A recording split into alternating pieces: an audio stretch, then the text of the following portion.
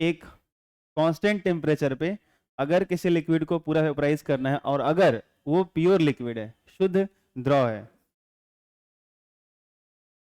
ठीक है, जैसा कि मैंने एग्जांपल के लिए क्या लिया था, पानी लिया था।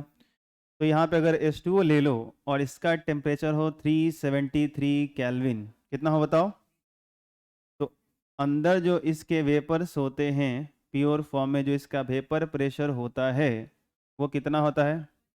1 atm का होता है। कितने का होता है?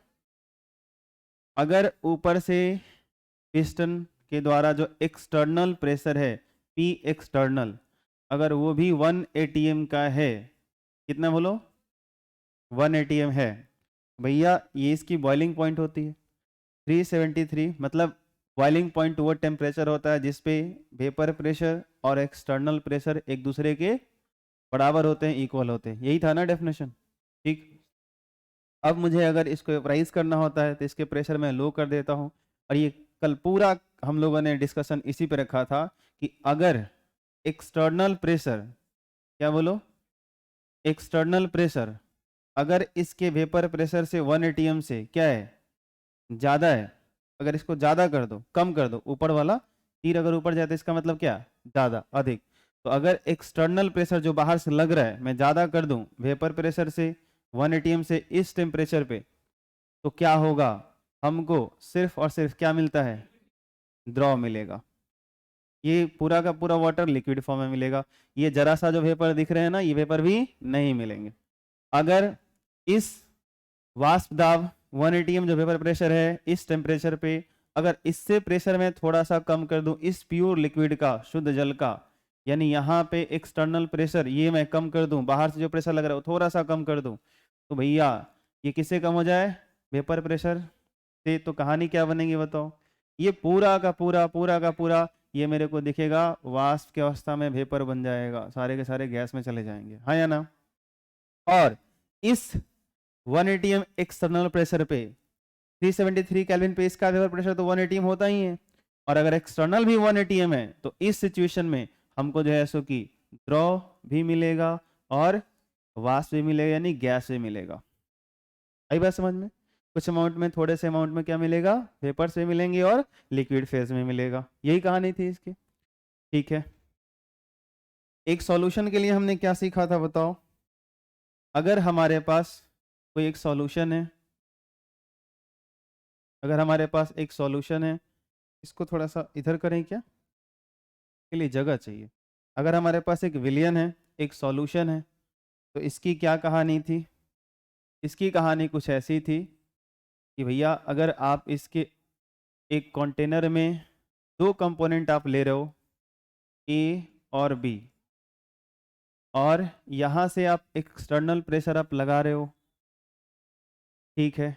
तो हमने क्या देखा था कि यहाँ जो वेपर्स ए और बी के जो बने होते हैं शुरुआत में वो जो प्रेशर होता है, वो अगर मैं मान लूँ कि यहाँ पर जो इसके अंदर का जो वेपर प्रेशर है, हमने जो क्वेश्चन करा था उसमें आया था 50 टॉर। कितना आया था? 50 टॉर। अगर मान लो थोड़ा देर के लिए कि वो प्रेशर हम लोगों का वो है कितना, P1, क्या मान लो वेपर प्रेशर हम लोगों का जो इनिशियल वाला कितना है बताओ, P1। अब इसके बाद मैं क्या करूं, इस वेपर प्रेशर P1 से इसके बराबर कर दूं जितना ये वेपर प्रेशर है एक्सटर्नल प्रेशर। अगर मैं यहाँ पे एक्सटर्नल प्रेशर उतना ही कर दूं तो फिर तो यही रहेगा, हाँ ना बोलो, फिर तो यही रहेगा, कोई चेंज नहीं आएगा। मतलब इसमें लिक्विड फेज भी मिलेगा और गैसियस फेज भी मिलेगा। अगर मैं ऐसा कर दूं कि जो हम लोगों का ये जो 50 टॉर मिला था, ये जो P1 का वैल्यू था कितना था बताओ, 50 टॉर। 50 टॉर जो हम लोगों को प्रेशर मिला था, उससे अगर मैं ज़्यादा कर दूं, प्रेशर को बढ़ा दूं, यानी एक्सटर्नल प्रेशर ज़्यादा हो जाए इस प्रेशर से 50 टॉर से, तो क्या होगा, यानी ये एक्सटर्नल प्रेशर ज़्यादा हो जाए किससे, हम लोगों का P1 से, जो मैं मान के चल रहा हूँ P1, 50 टॉर को ही मैं P1 मान ले रहा हूँ। तो कहानी क्या बनेगी, पूरा का पूरा किस अवस्था में मिलेगा बताओ, द्रव अवस्था में मिलेगा, लिक्विड फेज में मिलेगा। ये पूरा सॉल्यूशन किस फेज में मिलेगा, इसके अंदर वेपर्स का नामो निशान नहीं रहेगा, पूरा का पूरा कहानी खत्म हो जाएगा। लेकिन हमने ये सीखा था, लेकिन हमने ये पढ़ा था कि भाई अगर आप एक्सटर्नल प्रेशर कम करते हो तो कम करोगे तो वेपर्स यहाँ अधिक बनते हैं, ये वेपराइज होता है, लिक्विड वेपर के फॉर्म में जाता है। लेकिन जब लिक्विड वेपर के फॉर्म में जाता है तो इसका जो वेपर प्रेशर होता है वो खुद डिक्रीज कर जाता है, और एक्सटर्नल प्रेशर आपने कम किया था तो उस कम किए गए एक्सटर्नल प्रेशर के इसका प्रेशर बराबर हो जाता है। ये अपना pressure internal vapour pressure 50 torr maintain नहीं कर पाता, इसका खुद का ही प्रेशर कम हो जाता है, और एक टाइम पे एक्सटर्नल प्रेशर और फिर इंटरनल प्रेशर बराबर हो जाते हैं, और फिर सारा का सारा लिक्विड वेपराइज नहीं हो पाता है। इसके कारण हमें फिर से एक्सटर्नल प्रेशर कम करने पड़ते हैं, और इस तरीके से कम करते करते करते करते हम लोग जो है सो कि जब 37.5 टॉर एक्सटर्नल प्रेशर करते हैं तो प्रेशर हम डिक्रीज करते करते करते करते करते करते करते करते जब हम एक टाइम पे पहुंचते हैं जब हमारा प्रेशर 37.5, ये हम लोग उस एग्जाम्पल की बात कर रहे हैं, अलग अलग केस में अलग अलग वैल्यू आएगा। हम लोगों ने एक क्वेश्चन बनाया था, उसी को लेकर चल रहे हैं, चीजों को समझने के लिए ध्यान रखिएगा। तो जब हम लोग ये करेंगे प्रेशर, तो हमने क्या देखा, पूरा का पूरा सॉल्यूशन वेपर के फॉर्म में चला गया। इसका मतलब है कि अगर प्रेशर अब इससे अगर लो होगा, 37.5 तक पूरा राइज हो गया, तो इससे अगर लो है तो पूरा का पूरा जो है सो कि अगर एक्सटर्नल प्रेशर हम लोगों का कम है कितना से, 37.5 टॉर से, तो हम लोग कहेंगे पूरा का पूरा हमको किसमें क्या मिलेगा, वाष्प मिलेगा, गैसियस फेज मिलेगा, वेपर मिलेगा। क्लियर।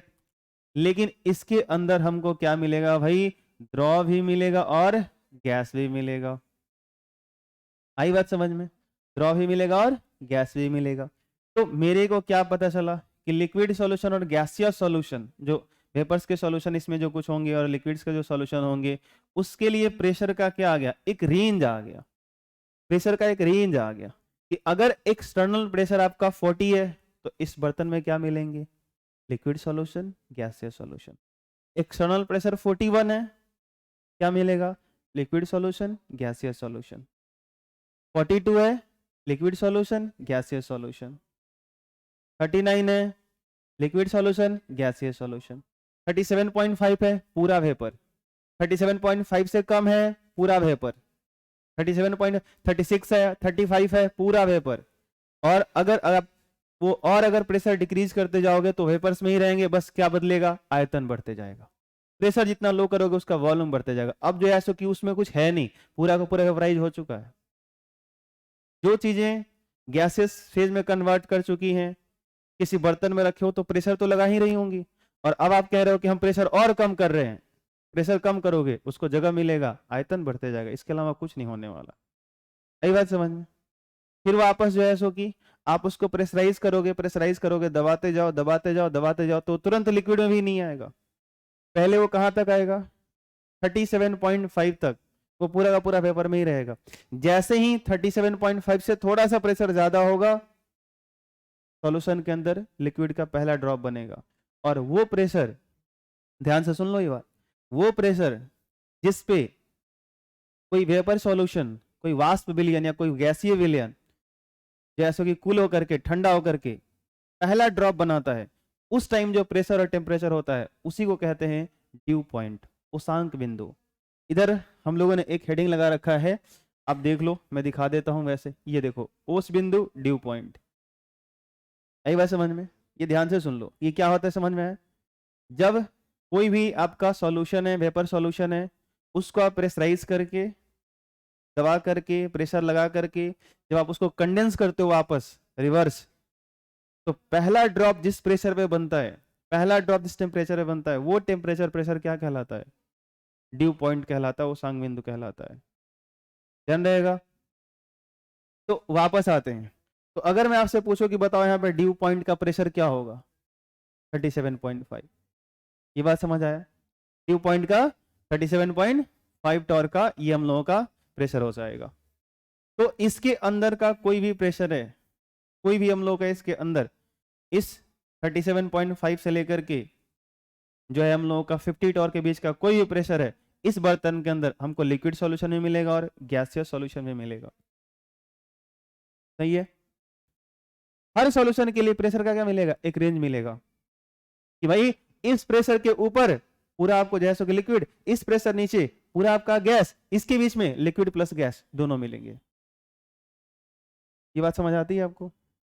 तो अब आते हैं, अब अगर मान लो कि यही रेंज, ये जो रेंज है, अगर मुझे हर सॉल्यूशन के लिए अलग अलग सॉल्यूशन के लिए फाइंड करना है कि भाई कौन सा वो रेंज है प्रेशर का, कहां से कहां तक वो वैल्यू है जैसो कि जैसो कि जिसके बीच में हमको कोई सॉल्यूशन लिक्विड और गैसियस फेज में मिलेगा, तो हम कैसे फाइंड आउट करेंगे? तो बड़ा सिंपल है, कोई बड़ी चीज है नहीं, बहुत आसान है, आप कर सकते हो। कैसे कर सकते हो आप थोड़ा देखना यहाँ पे, ये तो मैंने अभी समझाया, यहां से कर सकते हो। यही चीज है, पढ़ो। ताप का परास जिसमें विलयन द्रव एवं गैसीय दोनों अवस्था में रहता है। दाब का परास, प्रेशर का वो रेंज जिसके अंदर सॉल्यूशन लिक्विड फेज में भी रहता है और गैसियस फेज में भी रहता है, वो प्रेशर का रेंज। तो जो पीटी, वो प्रेशर जो आप ऊपर वाला निकालते हो जहां से 50 टॉर आया था, उसको जब फाइंड आउट करना होगा तो ये फॉर्मूले लगाने हैं आपको। और जब लोअर वाला कौन सा, वो प्रेशर फाइंड आउट करना हो जिसके बाद पूरा का पूरा वेपर फॉर्म में चला जाएगा, पूरा का पूरा गैसियस सॉल्यूशन बन जाएगा, तो ये फॉर्मूला अप्लाई करना है। यही मैंने निकाला था, डिराइव किया था, याद करो सही से। एक्स ए प्लस एक्स बी बराबर 1, ये समझाया था। चलो दिखाता हूँ, फिर से दिखाता हूँ, कोई बात नहीं। आप याद करो, डाल्टन्स लॉ और राउल्ट्स लॉ के बीच एक रिलेशन था, वो क्या रिलेशन था बताओगे? हाँ बोलो। X A P A naught बराबर वाई ए पी टी, याद है? अच्छा और बताओ, X B P V naught Y B P T. यहां से मैंने बोला था कि एक्स ए निकालो और यहां से बोला था एक्स बी निकालो। तो एक्स ए कितना आया था, वाई ए पी टी बटा P A naught. X B कितना आएगा, वाई बी पी टी बटा पी बी नॉट। और वहां से एक्स ए का वैल्यू उठाओ, एक्स बी का वैल्यू उठाओ, यहां पुट कर दो, कितना आएगा, वाई ए पी टी बटा पी ए नॉट प्लस, बोलो, वाई बी पी टी बटा पी बी नॉट बराबर 1। टी टी पी टी दोनों में है, कॉमन निकल जाएगा, ये ऊपर आएगा, उधर बटा में चला जाएगा, तो क्या दिखेगा बताओ, वाई ए बटा P A naught plus Y B बटा P V naught is equal 1/PT। अब ये फॉर्मूला क्यों इंपॉर्टेंट है, ये फॉर्मूला क्यों इंपॉर्टेंट है, ध्यान से सुनो। क्योंकि आप जब वो प्रेशर फाइंड आउट करना चाहोगे, जब पूरा का पूरा वेपर के फॉर्म में कन्वर्ट कर चुका है, तो दिमाग लगाओ जरा सा, जब पूरा का पूरा लिक्विड सॉल्यूशन वेपर के फॉर्म में जा चुका है, तो आपको ये नहीं कहने आएगा या नहीं समझ में आ रहा है कि जो लिक्विड के अंदर जो ए का मोल फ्रैक्शन था, लिक्विड सॉल्यूशन के अंदर जो बी का मोल फ्रैक्शन था, वही मोल फ्रैक्शन अब पूरे वेपर्स के अंदर है, ए का और बी का। अगर आपने एक मोल ए लिया था और एक मोल बी लिया था, पहले दोनों लिक्विड फेज में थे, द्रव अवस्था में थे, तो मोल फ्रैक्शन कितना आया था, एक से एक्स बी 0.5 0.5। लेकिन जब वो पूरा का पूरा लिक्विड सॉल्यूशन ही वेपराइज हो गया, तो बताओ एक्स का वैल्यू क्या हो गया। वो तो अलग बात है कि हम उसको लास्ट बबल मान के कुछ फाइंड आउट करते हैं तो मिल जाता है, अदरवाइज जिस दिन सारा वेपराइज हो गया, एक्स का वैल्यू कितना हो गया, 0, एक्स बी कितना हो गया, 0। तो भैया अब गैसियस फेज में अवयव ए कितना मोल है, अवयव ए का कितना मोल है, 1 मोल है। आपने लिक्विड में अगर 1 मोल ले रखा था, तो अवयव ए वेपर में कितना है, 1 मोल है। बी कितना है, 1 मोल है। तो उसके अंदर अब मैं कहूं वाई ए निकालो, तो 1/1 + 1 करोगे तो 1/2 0.5 ही तो आएगा। ये बात नहीं समझ में आ रही? देखो, शुरू शुरू में आप एक द्रव विलयन बनाए, क्या बनाया आपने, द्रव विलयन। 1 मोल आपने ए लिया, 1 मोल ए लिया, 1 मोल बी लिया, क्या लिया आपने,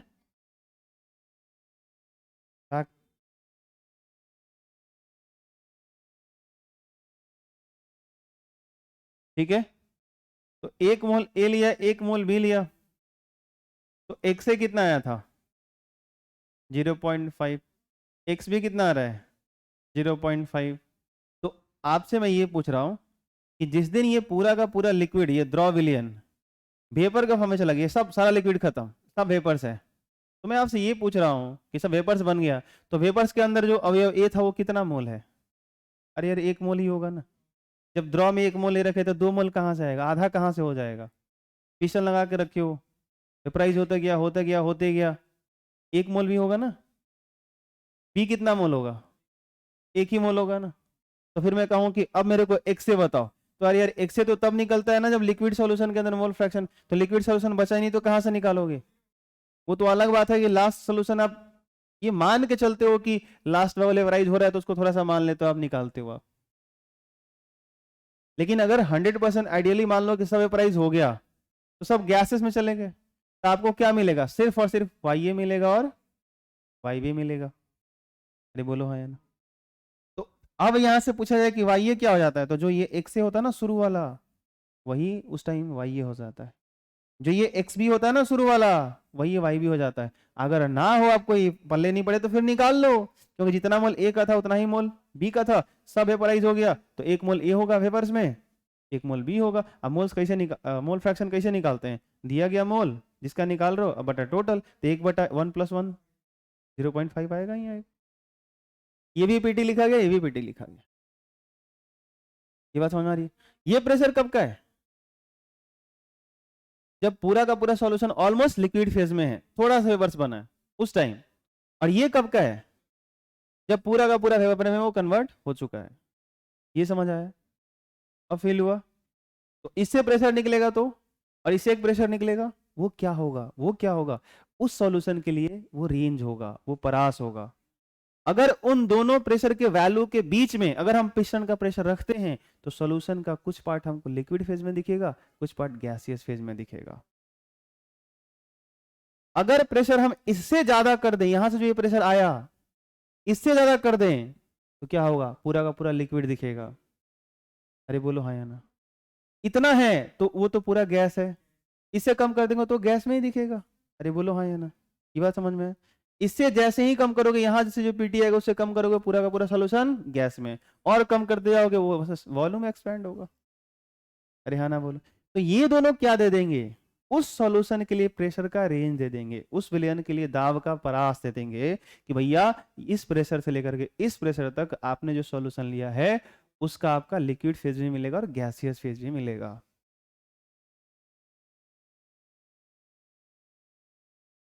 तो लास्ट क्लास में यही डिस्कशन चल रहा था कि जैसो कि अगर किसी भी लिक्विड को वेपराइज करना है तो पहला सवाल ये उठता है कि वो जो लिक्विड है हमारा प्योर है यानी कि शुद्ध है, या हमारा कोई सॉल्यूशन है।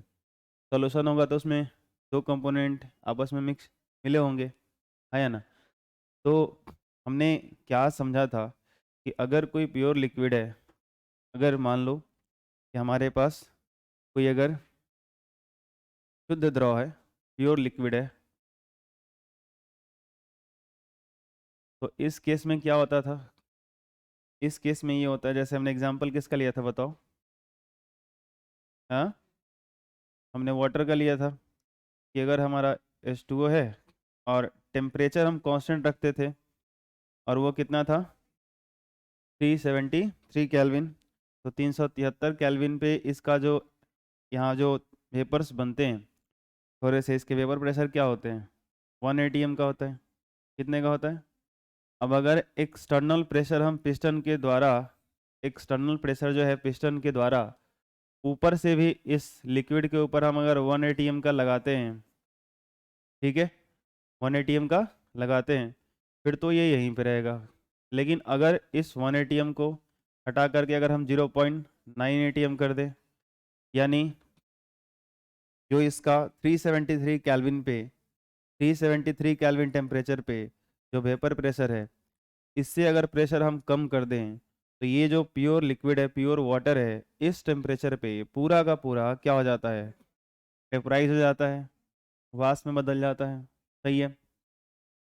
और अगर इस वेपर प्रेशर से 1 atm के वेपर प्रेशर से अगर हम यहाँ पे इसको जो है सो कि हटा करके अगर 1.1 atm कर दें, जो इंटरनल वेपर प्रेशर था वो 1 atm का था, एक्सटर्नल इससे ज़्यादा कर दें, यानी इस बार हम लोग जो है सो कि एक्सटर्नल यहाँ पे जो है सो कि एक्सटर्नल प्रेशर जो है सो कि कम है किससे, वेपर प्रेशर से, तो पूरा का पूरा क्या मिलेगा, अगर हम लोगों का एक्सटर्नल प्रेशर वेपर प्रेशर से ज़्यादा है प्योर फॉर्म में, तो हमको पूरा का पूरा क्या मिलता है, हाँ, अगर एक्सटर्नल प्रेशर जो है हम लोगों का ज़्यादा है, क्या है, वेपर प्रेशर से, तो पूरा का पूरा ये हमको किस फॉर्म में मिलेगा, ये जो थोड़े से वेपर्स हमको मिलेंगे वो भी नहीं मिलेंगे, ये पूरा का पूरा जो है सो कि हमको द्रव अवस्था में मिलेगा, ऊपर हमको जो है सो कि लिक्विड मिलेगा, है या ना, ये जो है प्योर लिक्विड हमको लिक्विड फॉर्म में ही मिलेगा, इसमें कोई भी वेपर्स का कंटेंट नहीं होगा।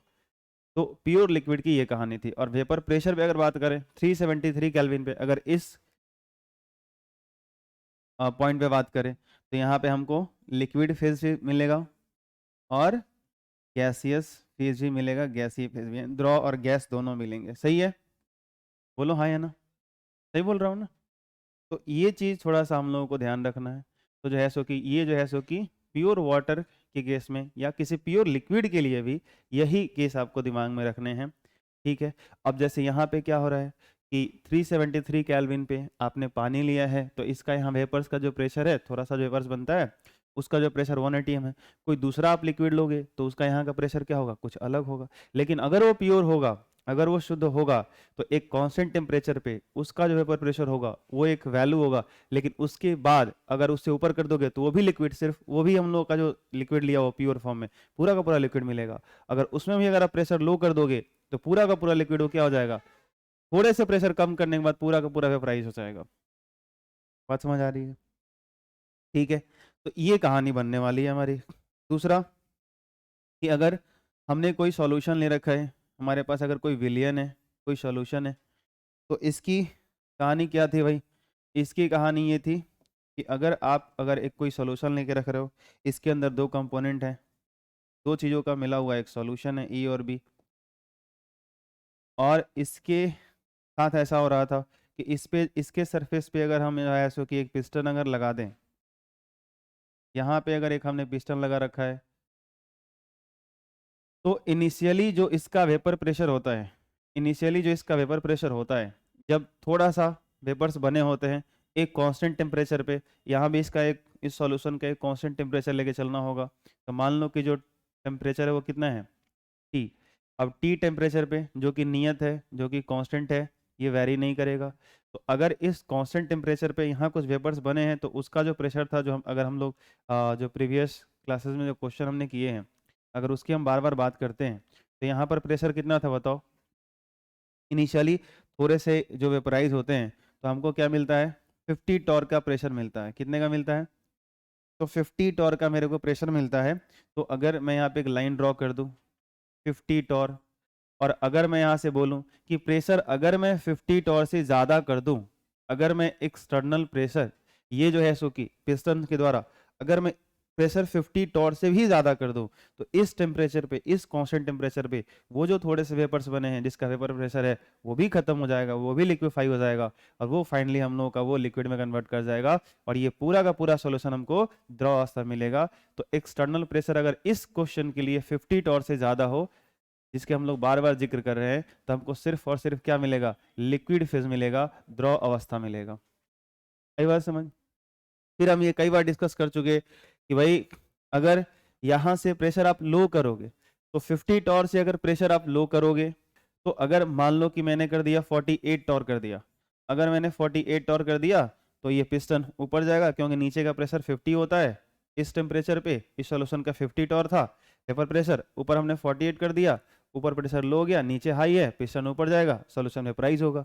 लेकिन सोल्यूशन वेपराइज होता है तो हमने एक डेटा निकाल कर रखा है, अपना ऑब्जर्वेशन हमने ये किया है कि सोल्यूशन जब वेपराइज होता है, इसके कंटेंट जब वेपर्स में कन्वर्ट होते हैं, लिक्विड सोल्यूशन घटता है, वेपर्स बढ़ते हैं, तो हमने देखा कि वेपर प्रेशर डिक्रीज करता है। तो क्या हुआ, हमने 48 करा था, अब इसका जो वेपर प्रेशर है 50 से 49 हो जाएगा, 48 हो जाएगा, और उसी प्रेशर के फिर एक टाइम पे इक्विलिब्रियम में आ जाएगा, बैलेंस हो जाएगा। तो फिर ये पिस्टन ऊपर नहीं जाएगा, मतलब ऊपर का भी प्रेशर 48 था, नीचे का भी प्रेशर क्या हो गया 48, प्योर लिक्विड की तरह नीचे वाला कांस्टेंट नहीं रहा, ठीक है, तो उस टाइम पे कांस्टेंट हो गया। लेकिन अभी तक पूरा का पूरा जो सोल्यूशन है वेपराइज ही नहीं हुआ, पूरा का पूरा सोल्यूशन वेपर्स के फॉर्म में गया ही नहीं। आई बात समझ में? यहाँ तक तो बात आपको पूरा अच्छे से समझ में आ गया होगा। आई होप मैं ये तीसरी बार कर रहा हूँ मेरे हिसाब से। ठीक है, तो क्या होगा कि अब जो है सो कि आप प्रेशर डिक्रीज करते करते करते करते कहाँ तक ले जाते हो कि ये पूरा सॉल्यूशन वेपराइज होता है। तो हमने एक रेंज देखा है कि आप जो है सो कि 50 से कम करते आओ करते आओ करते आओ, और हमने जो क्वेश्चन करा था उसमें कितना था 37.5 टॉर। अगर हम ये प्रेशर कर देते हैं तो इसके बाद जो है सो कि ऑलमोस्ट वो लिक्विड का एक लास्ट ड्रॉप बचा होता है। अगर प्रेशर हम एक्सटर्नल प्रेशर इससे भी कर दें कम, एक्सटर्नल प्रेशर हम लोग कर दें इससे भी कम, यानी एक्सटर्नल प्रेशर कम हो जाए कितना से 37.5 टॉर से भी अगर कम कर दें, हमारे जो क्वेश्चन में जो डेटा था अगर उससे भी कम कर दे, तो ये पूरा का पूरा वो लास्ट ड्रॉप भी क्या हो जाएगा वेपराइज हो जाएगा पूरा। तो हमको क्या मिलता है इधर वाले चीज में पूरा का पूरा गैसियस फेज में मिलता है। इसमें क्या मिलता है लिक्विड फेज में मिलेगा और गैसियस फेज में मिलेगा, वेपर्स भी मिलेंगे और लिक्विड में मिलेगा। आई बात समझ में? तो यहाँ एक ही प्रेशर पे लिक्विड और गैस मिलता है, बाकी उसके ऊपर पूरा लिक्विड, उससे प्रेशर लो करोगे तो पूरा का पूरा वेपर में कन्वर्ट कर जाएगा। लेकिन यहाँ पे क्या हो रहा है प्रेशर का एक रेंज मिलता है कि प्रेशर देखो यहाँ से लेकर के यहाँ तक के बीच में आपको लिक्विड फेज में मिलेगा सोल्यूशन का, और इसके अंदर वेपर्स में मिलेंगे, गैसियस फेज में मिलेगा, दोनों मिलेगा। ये कहानी होती। तो लास्ट क्लास में हमने ये डिस्कस किया था, यहाँ पे खत्म किया था कि भाई अगर ये मुझे रेंज फाइंड आउट करना है तो ये कैसे करोगे और फिर ये कैसे करोगे। तो आई होप आपको क्लियर हुआ होगा। यहाँ पे जो है सो कि हम लोगों ने ये डिस्कशन किया था कि ये वो दो फॉर्मूले हैं जिनसे हम जो है सो कि पीटी फाइंड आउट करते हैं, और ये जो हमारा पीटी होता है ये और इस इक्वेशन जो पीटी फाइंड आउट होता है ये तब होता है जब हम लोग कौन सा निकलता है बोलो अपर लिमिट वाला, कौन सा, एक तरह का वो हाई प्रेशर कह सकते हो। इससे कौन सा निकलता है वो हाई प्रेशर, वो सबसे उच्चतम दाब, जिसके बाद वो पूरा का पूरा सॉल्यूशन किस फॉर्म में मिलेगा लिक्विड फॉर्म में मिलेगा। आई बात समझ में? ये हम लोग का वो लोएस्ट, ये हाईएस्ट प्रेशर है जिसके बाद पूरा का पूरा लिक्विड मिलेगा। ये हम लोग का वो लोएस्ट प्रेशर है, किसी पार्टिकुलर सॉल्यूशन के लिए बात हो रही है। ये हम लोग का वो लोएस्ट प्रेशर होगा जिसके बाद क्या होगा सॉल्यूशन पूरा का पूरा क्या मिलेगा वेपर के फॉर्म में मिलेगा। आई बात समझ में? अदरवाइज इन दोनों से जो पीटी का वैल्यू आएगा उसके बीच में वो सॉल्यूशन हमको लिक्विड फेज में मिलेगा और गैसियस फेज में भी मिलेगा। आई बात समझ में? ठीक है, तो यहां तक लास्ट क्लास तक खत्म हो गया था। तो रेंज कैसे फाइंड आउट करते हैं ये चीजें जो है सो कि हम अच्छे से जान गए हैं। अब ध्यान से देखो, कल का क्लास जो हम लोग कर रहे थे उसके लिए मैंने यहाँ पे कुछ एक डायग्राम यहाँ पे लेकर के आया हूँ, थोड़ा सा आपको जरा हेल्प मिलेगा। देखो यहाँ पे मैंने 1 2 3 4 सॉल्यूशन आपको दिख रहा है।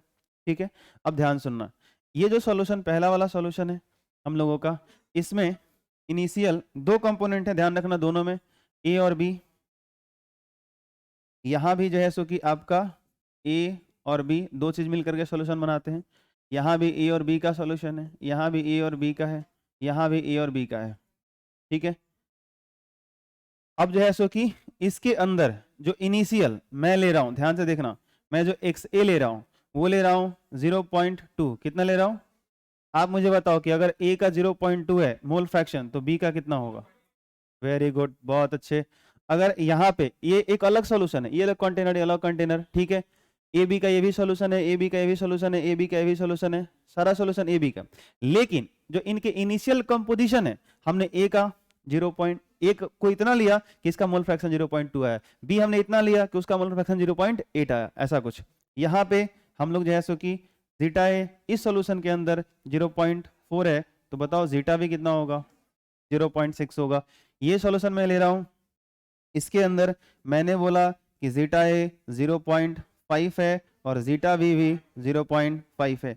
और ये आई होप अगर आप ये देखोगे डेटा तो मैंने जानबूझ के वो वाला क्वेश्चन अपना जो लिया था हम लोगों ने, जिस क्वेश्चन की मैं बार बार बात कर रहा हूँ, उसमें 1 मोल ए था 1 मोल बी था, और मोल फ्रैक्शन हम निकाले थे तो ए का कितना आया था 0.5 और बी का कितना आया था। तो इनिशियल कंपोजिशन है ये, शुरुआत वाला कंपोजिशन। इसका क्या मतलब कि शुरू में आप ए कितने मोल ले रहे हो, बी का कितना ले रहे हो, उनका मोल फ्रैक्शन ए का कितना आया, बी का कितना आया। आई बात समझ में? तो ये जीटा है, जीटा भी। इसके बाद मैं क्या देता हूं कि यहाँ पे मैंने लिया 0.8, तो बताओ इसके अंदर बी का मोल फ्रैक्शन कितना हो जाएगा 0.2। हमेशा ध्यान रखना इन दोनों का सम 1 होना चाहिए, जीटा ए प्लस जीटा बी कितना होगा 1। ये 4 मैंने सॉल्यूशन तैयार कर लिए, क्लियर। अब ध्यान से सुनो, वो सिचुएशन सोचो, जैसे यहाँ पे आओ सबसे पहले, क्योंकि ये क्वेश्चन आप सॉल्व किए हो, ए और बी दो से मिले हुए दो कंपोनेंट को मिला करके, दो चीजों को मिला करके हमने एक सॉल्यूशन तैयार किया जिसके अंदर मोल फ्रैक्शन 0.5 ए का था और दूसरे का 0.5 था। तो हमने इसके लिए जो इनिशियल प्रेशर फाइंड आउट किया था इस इक्वेशन से, पीटी बराबर जीटा है P A naught plus X B plus P B naught, इससे जो फाइंड आउट किया था इस सॉल्यूशन के लिए हम लोगों ने जो ये पीटी फाइंड आउट किया था ये कितना आया था बताओगे? 50 टॉर। देखो अगर अभी आप रिलेट नहीं कर पाओगे तो फिर दिक्कत होगा, इससे बेहतर और कोई तरीका मुझे नहीं समझ में आ रहा है। मैं जो कर रहा हूँ प्लीज ध्यान देना। अब मैं क्या करूंगा, ध्यान से सोचो, 50 टॉर पे इसके थोड़े से वेपर्स बनेंगे। अगर मैं उससे ज्यादा करूंगा तो ये पूरा का पूरा सॉल्यूशन लिक्विड फेज में रहेगा। इस सॉल्यूशन की बात कर रहा हूँ। अगर मैं एक्सटर्नल प्रेशर जो पिस्टन लगा हुआ है मैं 50 टॉर से कम करूंगा, सॉल्यूशन वेपराइज होगा, लेकिन पूरा सॉल्यूशन वेपराइज नहीं होगा।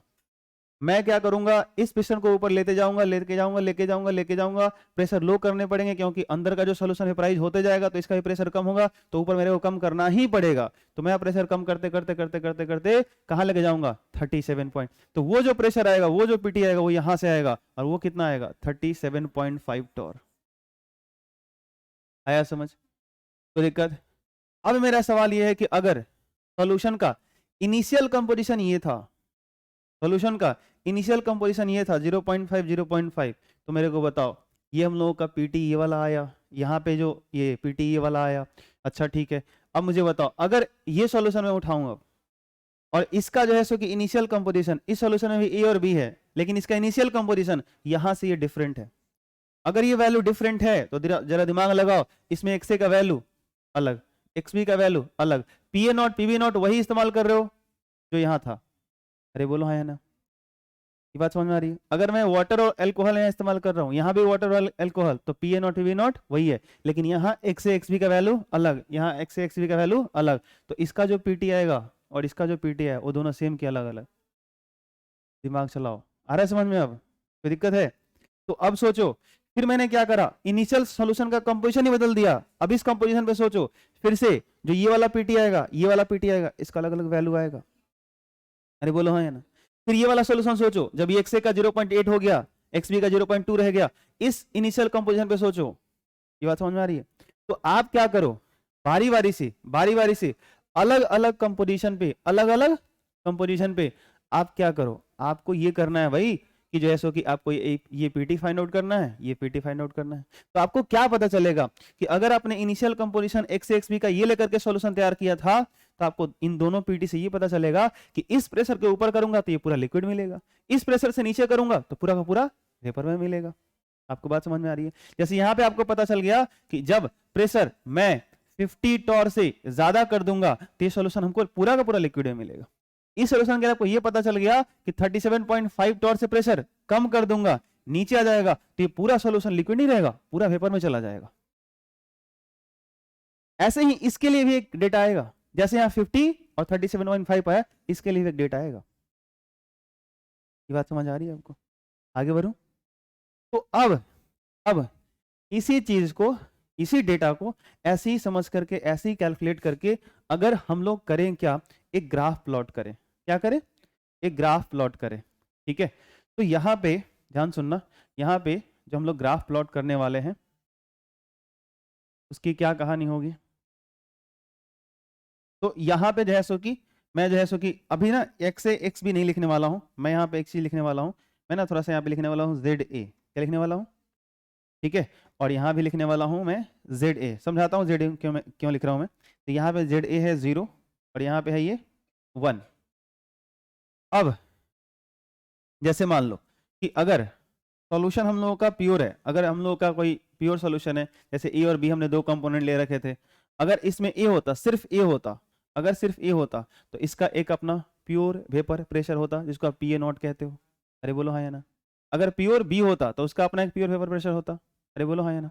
ठीक है, तो यहाँ पे जैसो कि अगर यहाँ पे मैं कह रहा हूँ कि ए का पूरा यहाँ पे ये 0 to 1 अगर कंसंट्रेशन बढ़ रहा है तो यहाँ पे ऐसा कुछ मैं दिखा सकता हूँ, पी ए नॉट। बोलो हाँ या ना। और मैं ये मान के चलता हूँ कि जब बी अकेला रहता है, प्योर फॉर्म में रहता है, तो उसका भी पीवी नॉट होगा, लेकिन उसका पीवी नॉट इसके पी नॉट से क्या है? कम है। जैसे यहाँ 25 था ना टॉर, इसका 25 टॉर था, उसका 75 था। तो यहाँ इसको मैं नीचे दिखाता हूँ प्रेशर वाले एक्सिस पे और उसको ऊपर दिखाता हूँ। तो ये हम लोगों का यहाँ पर कर लेते हैं पीवी नॉट। अरे बोलो हाँ या ना। तो मेरा बस ये कहना है कि जैसे जैसे सोचो, ये जो ए का जरा कंपोजिशन देखो, इसमें 0.2 है, यहाँ 0.4 है, 0.5 है, 0.8 है, ठीक है। सिर्फ ए का कंपोजिशन देखो, दोनों देखोगे कंफ्यूज कर जाओगे, सिर्फ ए का देखो। और आप चाहो तो इसको आप ट्रांसफॉर्म भी कर सकते हो ए के फॉर्म में, हाँ या ना। एक्स बी को 1 माइनस एक्स ए कर सकते हो कि नहीं, एक्स बी को 1 माइनस एक्स ए कर सकते हो। और इस इक्वेशन को हम लोग ट्रांसफॉर्म करते हैं तो ऐसा इक्वेशन आता है, बताओ कौन सा इक्वेशन आता है। एक्स ए के फॉर्म में क्या आता है बताओगे, पीटी बराबर क्या आता है बताओ ना, याद है कि भूल गए आप लोग। ये वाला पीटी बराबर पीवी नॉट, याद है, आगे बोलो, plus x A, very good, into P A not minus PV not, यही था ना, देख लो सही से। अब मेरे को बताओ, ये ऐसा नहीं लग रहा है कि एक्स ए का जैसे जैसे वैल्यू बढ़ते जाएगा वैसे वैसे पीटी क्या होगा, बढ़ते जाएगा। एक्स ए का वैल्यू जैसे जैसे बढ़ते जाएगा वैसे वैसे क्या होगा। मतलब इतने सारे सॉल्यूशन हमने तैयार किए, लेकिन जिस सॉल्यूशन में एक्स ए का जिस सॉल्यूशन में एक्स ए का जैसे कि मोल फ्रैक्शन ज्यादा होगा, उसका जो ऊपर वाला प्रेशर होगा वो क्या होगा, ज्यादा होगा। ये बात आपको समझ में आ रही है, ये बढ़ेगा कि नहीं बढ़ेगा। तो इनसे जो आप अलग अलग बार बार यहाँ वैल्यू पुट करके अलग अलग कंडीशन में एक्स ए का वैल्यू पुट करके जो पीटी फाइंड आउट करोगे, तो वो जो पीटी आएगा ना, उसके जब पॉइंट्स यहाँ पे प्लॉट करोगे आप, वो जो आप पॉइंट प्लॉट करोगे तो क्या होगा, यहां से शुरू होगा, यहां शुरू होगा। क्योंकि सोच के देखो, जब ये जीरो होगा, ऐसे सोच सकते हो कि जब यहाँ पे जीरो होगा, ये जीरो होगा, मान लो इसके पहले एक और सॉल्यूशन है जिसके अंदर एक्स जीरो है, एक्स भी 100% है, जब ये जीरो हो जाएगा तो ये तो जीरो हो गया, तो यहाँ पीटी किसके इक्वल हो गया, पीवी नॉट के। तो जब ये जीरो होगा तो पूरा पूरा ये कितना हो जाएगा, 1 हो जाएगा। अगर ये जीरो होगा तो ये 1 होगा, और अगर ये 1 हुआ तो क्या होगा, ये पूरा का पूरा पीटी पीवी नॉट के बराबर हो जाएगा। तो ग्राफ कहाँ से शुरू होने वाला है, यहाँ शुरू होने वाला है। अरे बोलो हाँ या ना। और ऐसे ही सोचो कि ऐसे करते करते करते करते जैसे जैसे आप इधर जा रहे हो, वापस आना थोड़ा सा, देखो ना इधर, जैसे जैसे इधर जा रहे हो, अगर एक्स से बढ़ रहा है तो एक्स भी घट रहा है, तो उधर चले जाओगे, फाइनल सोल्यूशन लास्ट वाले सोल्यूशन में जाओगे तो क्या मिलेगा, जिस दिन एक्स भी हम लोगों का 1 हो जाएगा, एक्स भी 0 हो जाएगा, खत्म हो जाएगा, एक्स भी इधर से घटते जा रहा है, एक्स से बढ़ते जा रहा है, हो रहा है ना ऐसा।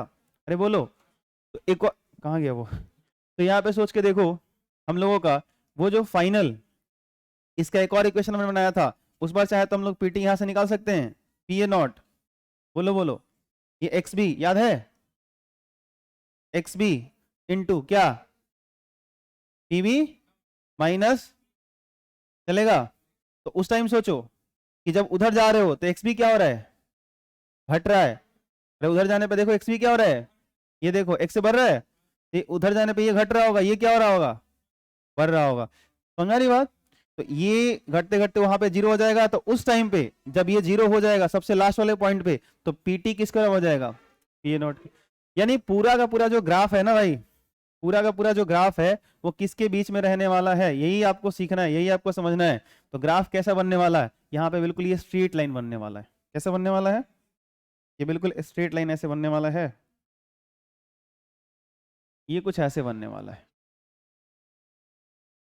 और वैसे भी एक बात बताओ ना, मैं आपको ऐसे बोलूं, मेरे पास एक इक्वेशन है y बराबर 2 प्लस ये 3x कर दूं, ये देखो तो, ये इसका यही मतलब हुआ ना यार कि y बराबर 3x प्लस 2, इसका ग्राफ नहीं खींच सकते हो।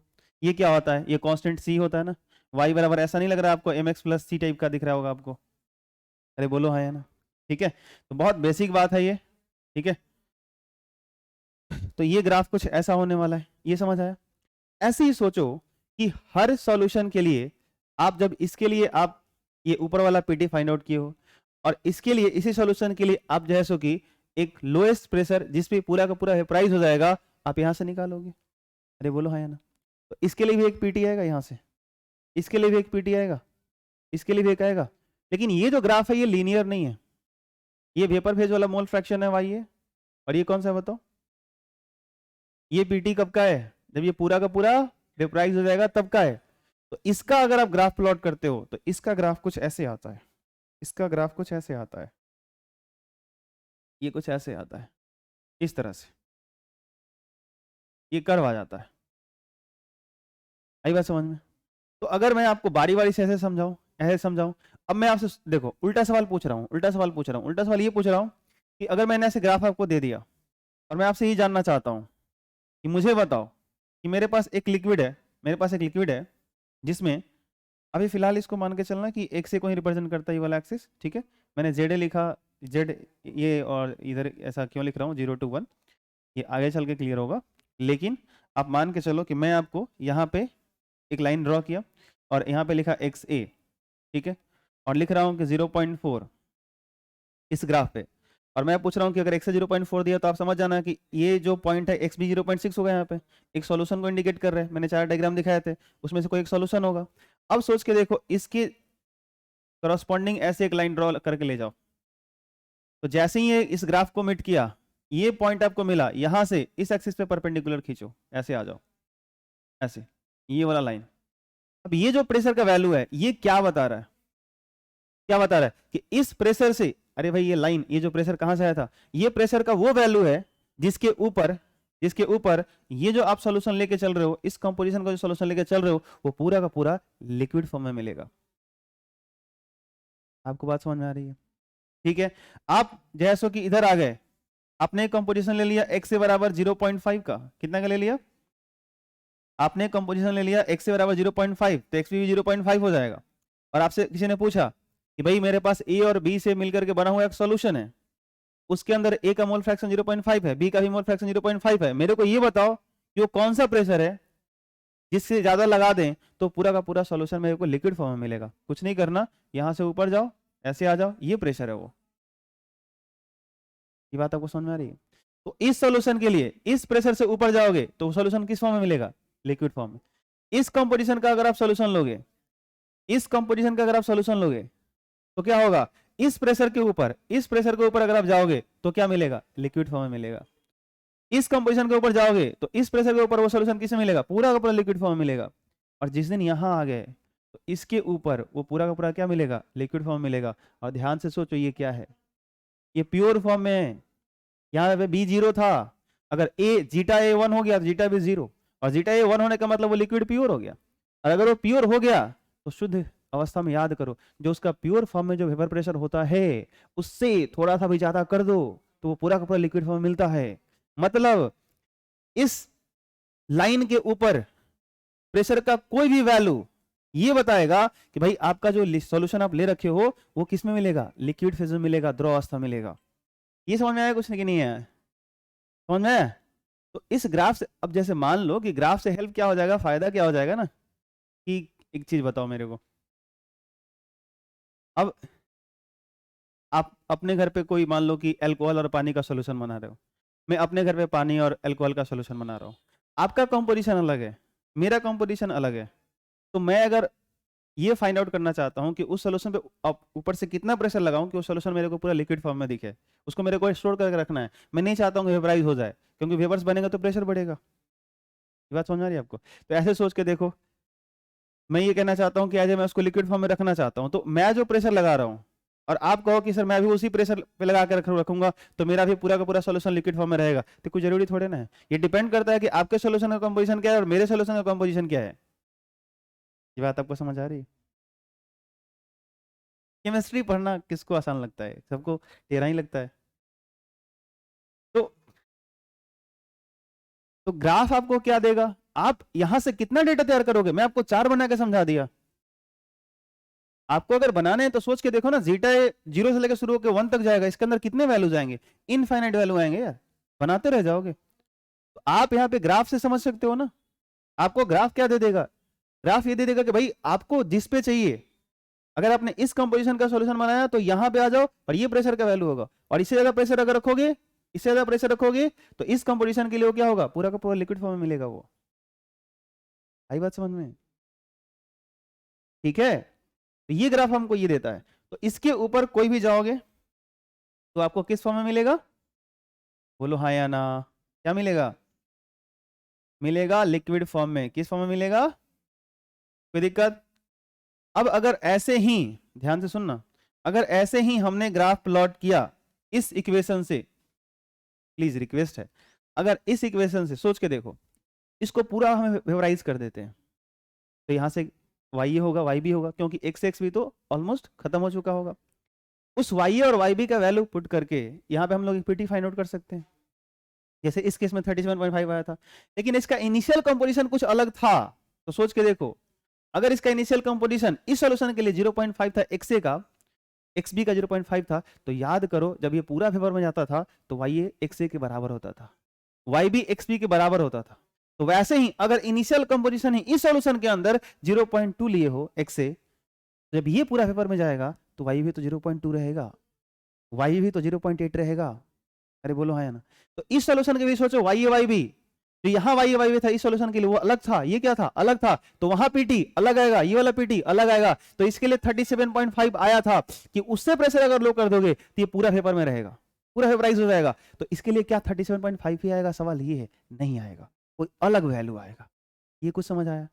ठीक है। तो ऐसे ही अपर वाला जो लोअर वाला पीटी का वैल्यू है, यहां से अलग अलग कंपोजिशन के लिए आप फाइंड आउट करके जब आप ग्राफ प्लॉट करते हो मेरे भाई, तो क्या आता है, क्या आता है उस टाइम पे ग्राफ आपका ऐसा आता है। उसी चीज को मैं बार बार कह रहा हूं, ये ऐसा आता है, कर्व आता है। अब यहां से समझो, अगर मान लो मैंने बोला, आपसे किसी ने पूछा कि जैसे कि यहां पे इस कंपोजिशन का मैंने सॉल्यूशन ले रखा है, इस कंपोजिशन का सॉल्यूशन मैंने ले रखा है, मुझे बताओ कि वो कौन सा प्रेशर है जिससे अगर मैं कम कर दूं तो पूरा का पूरा सॉल्यूशन वेपर के फॉर्म में जाएगा। तो आपको उस ग्राफ पे नहीं जाना, आपको यहां से आना है, इस ग्राफ पे आना है और यहां आ जाना है। ये प्रेशर का ये वैल्यू है। ये बात को समझ आती है आपको? समझ आ रहा है, नहीं आ रहा है? ठीक है। अगर आपने इस कंपोजिशन का लिया सॉल्यूशन, इस कंपोजिशन का आपने सॉल्यूशन लिया, तो क्या होगा, वो कौन सा प्रेशर है जिसके नीचे अगर कर दोगे, कौन सा प्रेशर का वैल्यू है जिसके नीचे अगर कर दो तो पूरा का पूरा इस कंपोजिशन का सॉल्यूशन आपको पूरा का पूरा वेपर का फॉर्म मिलेगा। तो यहां से चले जाओ यहाँ पे, इधर आ जाओ, नहीं तो उधर चले जाओ, जहां भी लगे प्रेशर का वैल्यू है, ये भी देगा, ये भी देगा। ये बात समझ में आ रही है आपको? अरे ये भी प्रेशर के एक्सिस से भी प्रेशर के एक्सिस है, टेंशन मत लो। नहीं आ रहा समझ में? जितना टॉर इसके सामने यहाँ लिखा हुआ उतना ही टॉर यहाँ भी लिखा होगा, टेंशन मत लीजिए वो।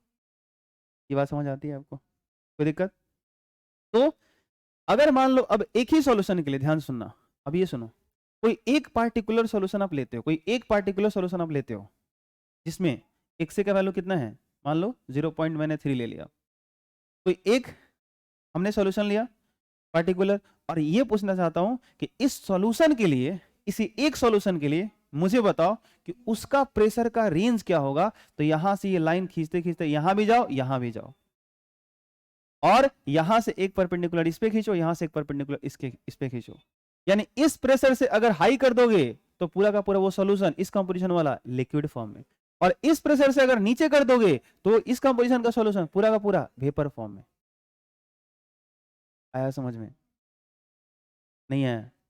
आया?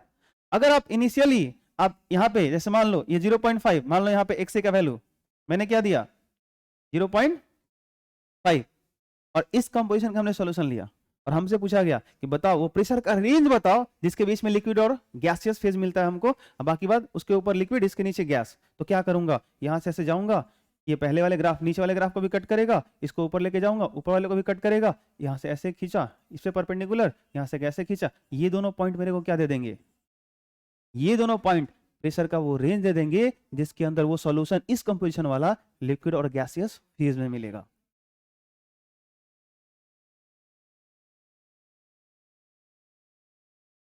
नहीं आ रहा समझ में? अरे कोई दिक्कत? ठीक है। तो इतना कॉम्प्लिकेटेड बस इसलिए हो रहा है क्योंकि जब हम सॉल्यूशन बनाते हैं तो एक ही प्रेशर के ऊपर नीचे वो जो है कि पूरा लिक्विफाई वेपराइज नहीं होता है, उसके एक रेंज आते हैं, उसके लिए ग्राफ बनाया गया है, ग्राफ से फिर हमको चीजें समझनी है। ठीक है, कोई दिक्कत? अरे बोलो। तो कैसे आपको फाइंड आउट करने हैं ये चीज आप थोड़ा ध्यान रखना। मैं इसको फाइनली इसको क्या कर देता हूँ, ये शेयर कर देता हूँ ताकि आप जैसे कि आप इसको अच्छे से नोट कर सको ग्राफ को, फिर इस पर और बात करेंगे। मैं बस एग्जांपल लेता हूँ। इधर मान लो यहाँ पे x से बराबर 0.5 है, तो हम लोग क्या करेंगे, ऐसे हम्म,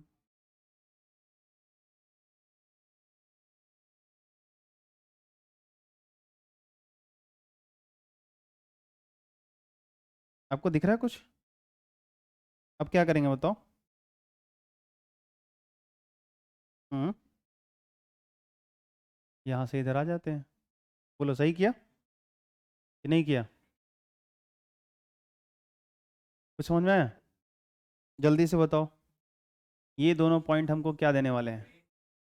हाँ, प्रेशर के, ये जो हम लोग का प्रेशर का वैल्यू है, इन दोनों प्रेशर के बीच में हमको मिलने वाला है लिक्विड फेज भी मिलेगा और प्लस गैसियस फेज भी मिलेगा, द्रव और गैस दोनों मिलेंगे। आई बात समझ में? हालांकि इनको बोलते हैं फेजर डायग्राम। क्या बोलते हैं? क्योंकि इससे हमको क्या पता चलता है फेज का, कि सॉल्यूशन लिक्विड फेज में है या गैसियस फेज में है या दोनों में है। ये समझ में आया? बोलो हाँ या ना। कोई दिक्कत है? तो अब सोचो, थोड़ा दिमाग पे जोर डालो। अगर इनिशियल, ये इनिशियल कंपोजिशन है, ध्यान रखना, नहीं दे रहा है ये शुरू का।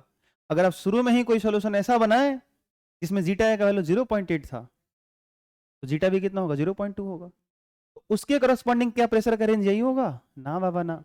यहाँ पे आ जाएंगे 0.8 पे आ जाएंगे, ऐसे एक लाइन ड्रॉ करेंगे, यहाँ पॉइंट कटेगा नीचे वाले ग्राफ को, ऊपर वाले ग्राफ को फिर ऐसे खींचेंगे, उसके लिए वो प्रेशर का रेंज होगा, उसके बीच में लिक्विड और गैसियस फेज मिलेगा हमें। बात पल्ले पड़ी? कुछ समझ में आया? चलो, तो आग्रह करूंगा कि आप, मुझे लगता है यहाँ तक तो नोट कर चुके थे आप। अरे बोलो हाँ या ना। ये मैंने बस आपको समझाने के लिए लेकर के आया था कि पिछले क्लास में मैं ये बोल बोल के थक चुका था कि ऐसे बहुत सारे सॉल्यूशन इमेजिन करो, सोचो सोचो, तो फिर मैं लेकर के आया वापस कि आपको दिखे बस। ठीक है, तो आप ये पहले डायग्राम बनाओ, जल्दी से इसको नोट करोगे। इसको बोलते हैं फेजर डायग्राम, लिख लेना वैसे।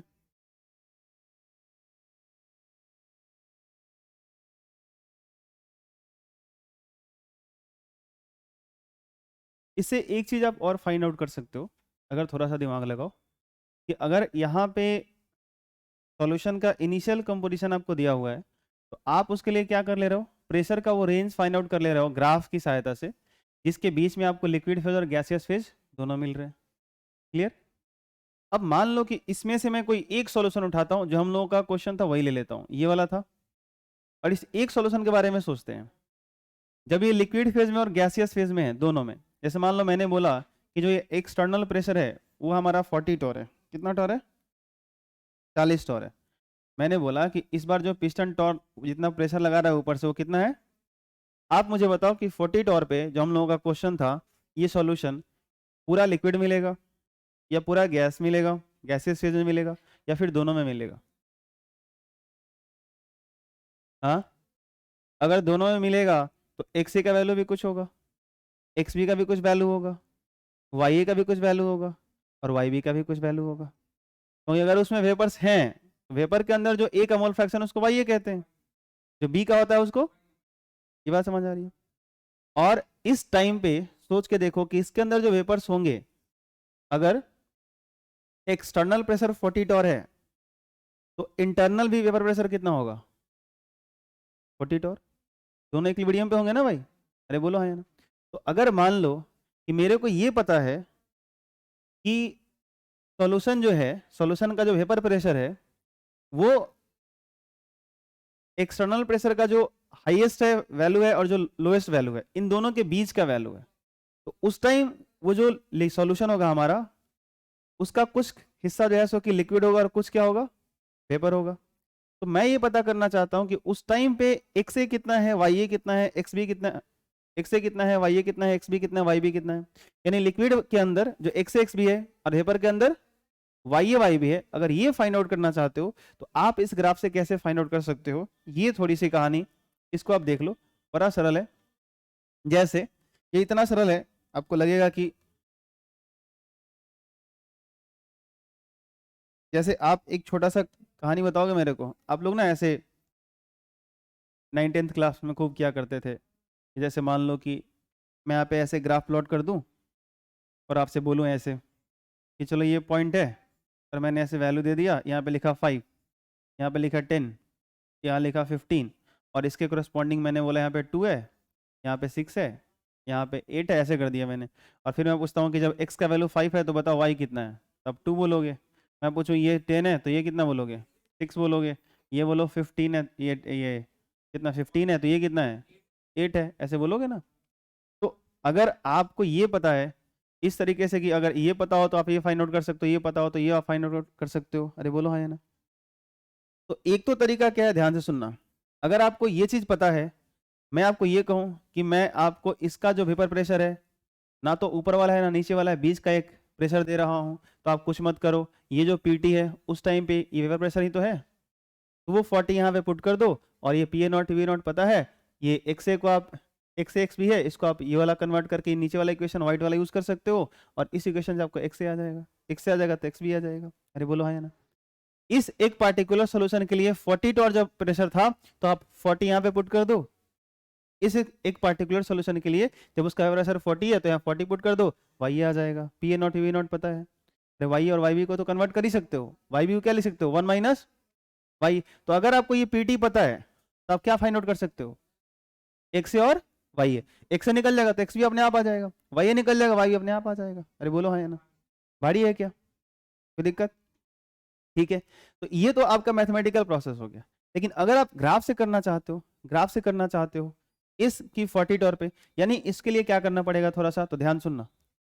अब मेरा कंपोजिशन अगर ये तो मुझे पता ही नहीं है, ये तो मुझे पता ही नहीं है, ध्यान सुनना।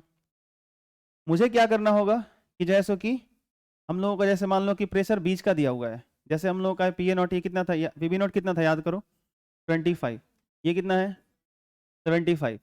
अब इधर हम लोगों ने अच्छा इनिशियल कंपोजिशन हमारा कितना था 0.5 का, अब प्रेशर मैं कह रहा हूं कि 40 इधर मान लो 0.5 पे जो मैं प्रेशर का वैल्यू आपको दे रहा हूं, मैं कह रहा हूं कि जो मेरा सॉल्यूशन का जो वेपर प्रेशर है वो है 40 टॉर, क्या करना है 40 टॉर, तो उस 40 टॉर के प्रेशर पे आपको बताना है कि जो है सो कि एक्स का क्या वैल्यू है, एक्स बी का क्या वैल्यू है, तो आप क्या करोगे उस 40 टॉर के करस्पॉन्डिंग, उस 40 टॉर के करस्पॉन्डिंग ऐसे एक लाइन ड्रॉ करोगे, ऐसे इस तरीके से।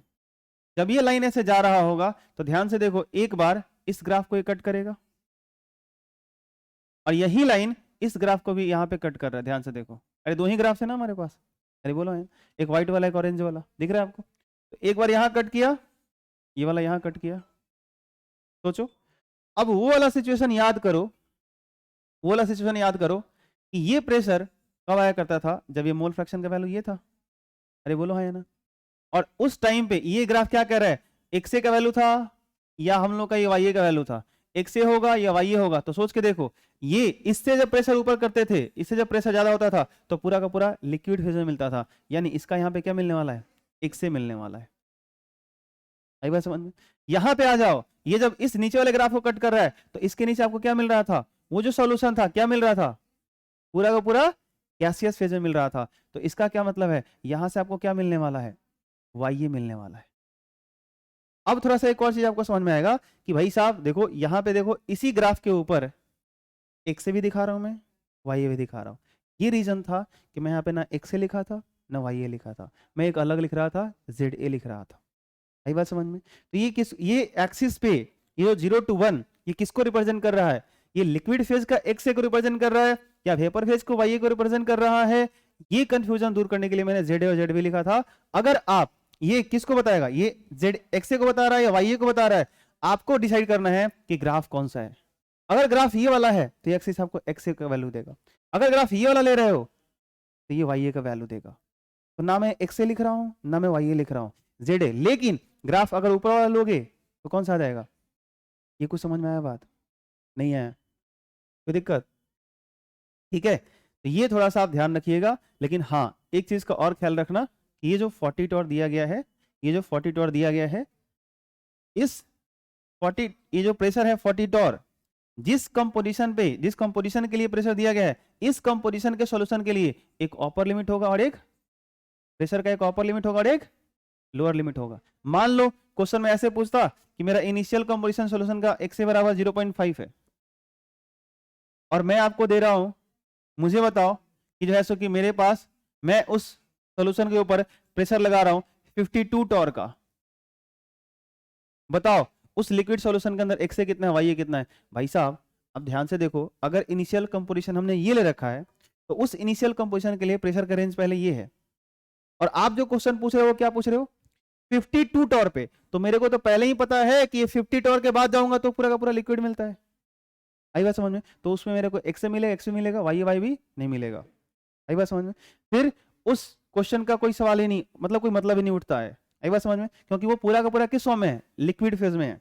अगर उसके नीचे का वैल्यू दे दिया मैंने, अगर नीचे का वैल्यू दे दिया, इस प्रेशर से नीचे का वैल्यू दे दिया 14, अगर 37.5 से भी नीचे दे दिया, 36 दे दिया, 35 दे दिया, तो क्या होगा, कोई मतलब नहीं है, पूरा का पूरा गैसेस फेज में है, एक से का मतलब ही नहीं बनता।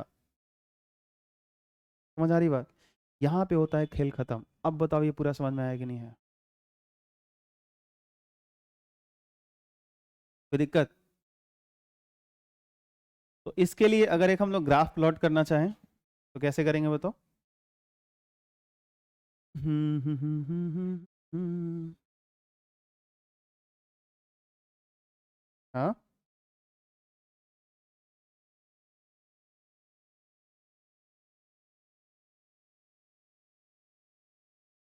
इधर क्या है बताओ, पी बी नॉट, इधर क्या है बताओ, पी ए नॉट। यहाँ हम लोग क्या दिखा रहे हैं, अब आप समझ रहे होंगे इस तरह जेड ए आप यहाँ पे क्यों दिखा रहे हो, कोई दिक्कत है बोलो? और यहाँ पे जेड ए का वैल्यू क्या है, सॉरी क्या होगा, 1। ये इसका ग्राफ है पी टी वर्सेस, क्या बोल सकते हो, पी टी वर्सेस एक्स ए, है या ना? और एक ग्राफ ऐसे आ रहा था, ये किसका ग्राफ है, बोलो बोलो, पी टी वर्सेस वाई ए का ग्राफ है, आया समझ? तो अभी ये एक्स ए भी है और वाई ए भी है, अगर ये ग्राफ है तो ये कौन सा है, वाई ए, अगर ऊपर वाला ग्राफ है तो ये एक्स ए है, कोई दिक्कत? मैं कह रहा हूँ कि भैया मैंने आपको इस कंपोजिशन का एक, ध्यान से सुनना, खत्म हो गया, कुछ नहीं है नहीं, इस कंपोजिशन का मैंने आपको, इस कंपोजिशन का मैंने आपको एक सोल्यूशन दिया, और मैं आपको ये भी बता रहा हूँ कि इस कंपोजिशन का अगर लोगे तो भैया इसका ऊपर वाला ये प्रेशर, इस प्रेशर के ऊपर वो क्या मिलेगा, पूरा का पूरा, हाँ नीचे, इसके नीचे क्या मिलेगा, बहुत अच्छे बहुत अच्छे। और अगर मैं ये समझाने जा रहा था कि अगर इन दोनों के बीच का अगर मैं कोई प्रेशर का वैल्यू दे दूं, तो आपको बताना है एक्स ए कहाँ होगा, एक्स बी कहाँ होगा, तो एक्स ए ये वाला वैल्यू देगा और वाई ए ये वाला देगा। आई बात समझ में?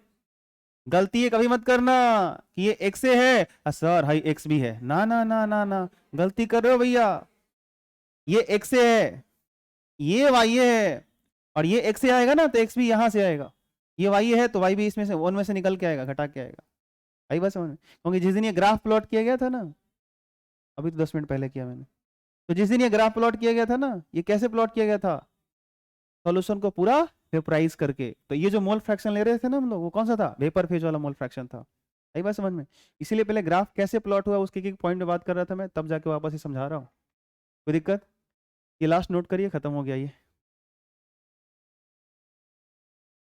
अगर हम लोग इस अपने वाले क्वेश्चन के लिए बात करें, और यहाँ पे मैं एक्स ए का वैल्यू 0.5 कर दूं, क्या कर दूं, इनिशियल कंपोजिशन क्या है बोलो, अगर 0.5 है तो मुझे एक चीज़ बताओगे, ये वाला वैल्यू कितना आएगा, 50, कितना आएगा, आया याद, ये वाला वैल्यू कितना होना चाहिए, वेरी गुड 37 पॉइंट।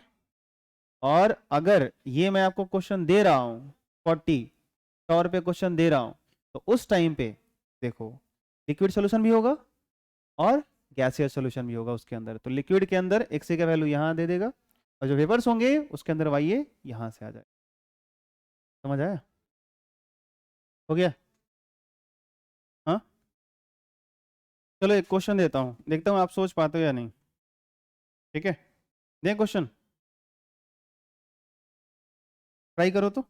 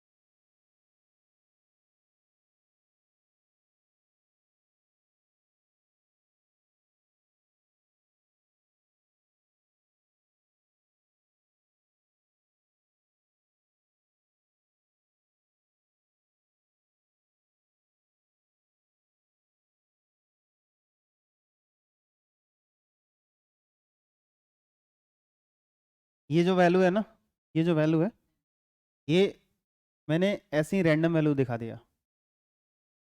आप बात समझ पा रहे हो? जैसे यहाँ पर जो मैंने 0.3 लिखा, 0.6 लिखा, ये तो कैलकुलेट करने पड़ेंगे ना। आई बात समझ में? ये मैंने ऐसे ही रैंडम वैल्यू दिखा दिया कि यहाँ पे 0.3 है, 0.6 है।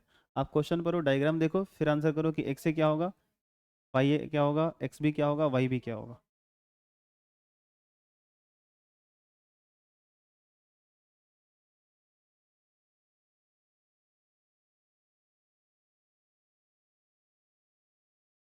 आया? देखो सुनना, यहाँ पे ना, ये क्या है बताओ, ये जो 0.5 है, ये आपका इनिशियल कंपोजिशन है। क्या है बोलो? इस क्वेश्चन में जो आपको दिया गया है, इनिशियल कंपोजिशन है x से बराबर 0.5। तो अगर x से 0.5 है तो x भी कितना होगा, वो भी 0.5 होगा। लेकिन आपसे इनिशियल कंपोजिशन थोड़ी पूछा जा रहा है, आपसे ये पूछा गया कि भाई आप बताओ मेरे को कि अगर प्रेशर, अच्छा देखो, अगर इनिशियल कंपोजिशन ये है तो इससे एक लाइन ऐसे खींच के लेके जाओ, तो इसके करस्पॉन्डिंग आपको प्रेशर का रेंज कौन कौन सा ग्राफ देगा, एक ये वाला ग्राफ देगा, एक ये वाला ग्राफ देगा। ये दो वैल्यू दिखाई दे रहे हैं आपको। तो यहाँ से देखो, ये मैंने वैल्यू भी दे रखा है, ये 40 टॉर और ये 28 टॉर। इसका क्या मतलब है? इसका ये मतलब है कि अगर प्रेशर इस इनिशियल कंपोजिशन अगर आप 0.5 ले करके आप एक सॉल्यूशन तैयार किए और उससे उसके ऊपर अगर 40 टॉर से ज्यादा प्रेशर रखोगे तो पूरा का पूरा लिक्विड फॉर्म में रहेगा। अगर प्रेशर 28 टॉर से नीचे कर देते हो तो पूरा का पूरा वो वेपर में चला जाएगा। तो मैंने आपको क्वेश्चन दिया गया 32 टॉर में बताओ कि वो क्या होगा, उसके अंदर एक से एक्स बी वाई बी क्या होगा। तो यहां से एक से एक्स बी वाई बी नहीं आएगा उस टाइम। जैसे कि अब ये 32 टॉर ये प्रेशर है, तो 32 क्या है, 28-40 के बीच में कहीं आएगा। तो वो जो लाइन होगा उसके सामने जाएगा, और ऐसे एक लाइन खींचा हमने। ये लाइन क्या कर रहा है, इस ग्राफ को यहाँ कट कर रहा है और इस वाले ग्राफ को यहाँ कट कर रहा है। तो यहाँ से हमने एक परपेंडिकुलर इसके करस्पॉन्डिंग यहाँ एक लाइन खींचा और फिर इसके करस्पॉन्डिंग यहाँ भी खींचा। तो ये आपका क्या है, ये आपका एक्स है। 32 टॉर पे ये आपका एक्स है। तो अगर ये आपका एक्स है तो अब क्या लिखोगे, एट 32 टॉर। 32 टॉर पे एक्स का वैल्यू कितना है, 0.3 है, तो एक्स भी कितना हो जाएगा, 0.7 हो जाएगा। और वाई ए कितना है, 0.6 है, तो वाई भी कितना होगा, 0.4 हो जाएगा। आया समझ? नहीं है?